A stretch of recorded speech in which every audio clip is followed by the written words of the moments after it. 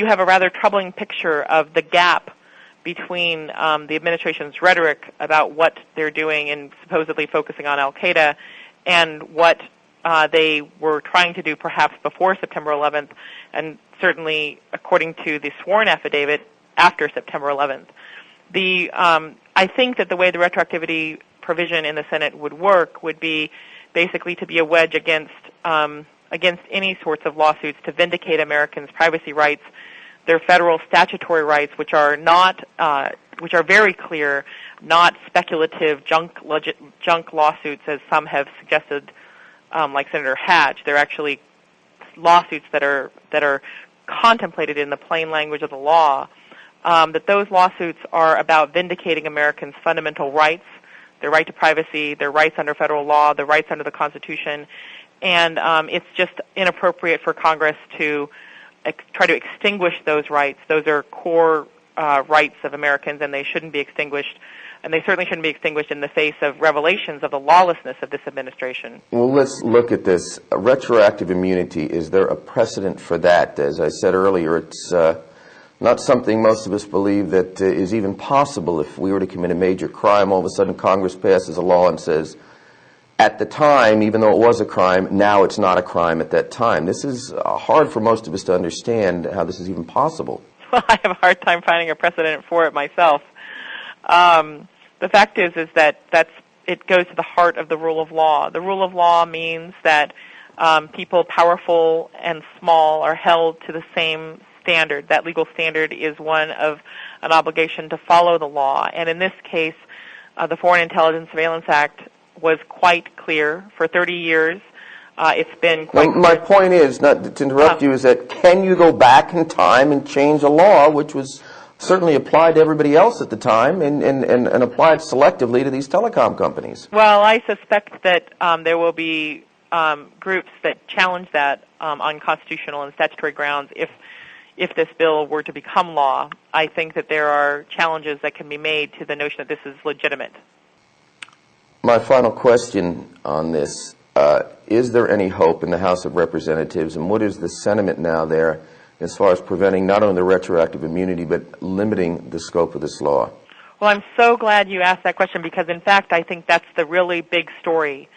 That story is that the House of Representatives yesterday sought to obtain a short-term extension of the August law to allow for more negotiation because there's a substantial difference between the House bill and the Senate bill. The House bill has far more checks to have the court meaningfully involved in reviewing the activity of the intelligence community in order to protect the rights of Americans and their right to privacy in their international calls. It has a short sunset of 2 years, meaning the powers would only go into the beginning of the next administration and would be mandatorily revisited. It requires that these powers only be used in cases involving suspected terrorists or saboteurs.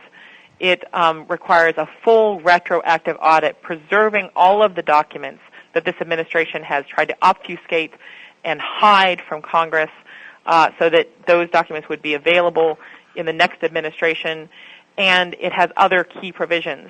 What the House did yesterday was say, after the Republicans in the House voted in lockstep, basically to support whatever the president wants, to oppose extending that law. In essence, it's a little bit complicated, but the upshot is that the Republicans in the House voted in lockstep with the president on the president's advice not to extend the PAA in order to try to force the House in basically a 48-hour period to just swallow the terrible bill passed by the Senate, and the House said no.